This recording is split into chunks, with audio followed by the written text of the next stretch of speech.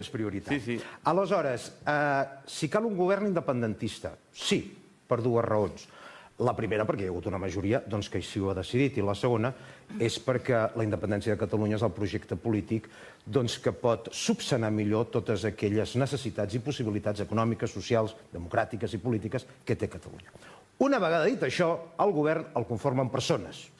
I aleshores, un govern independentista, amb les persones que conformaran aquest govern, no necessàriament, i a mi no m'inspira la confiança, malauradament, per poder arribar a culminar aquest projecte.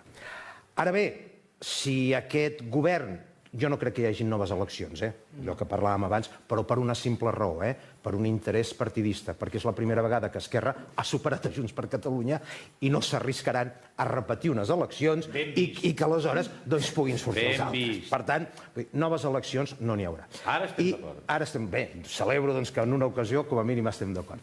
Ara, aquest govern independentista serà un govern que malauradament jo crec que no farà la independència. I no farà la independència, entre altres coses, perquè no creuen en les seves pròpies possibilitats de poder arribar a aquest objectiu.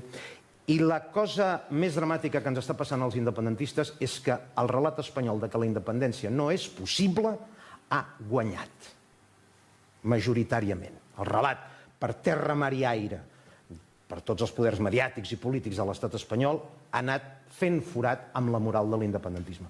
Per tant, jo el que li reclamaria al govern que sortís independentista fonamentalment és una cosa, i és que torni a recuperar la il·lusió de la gent.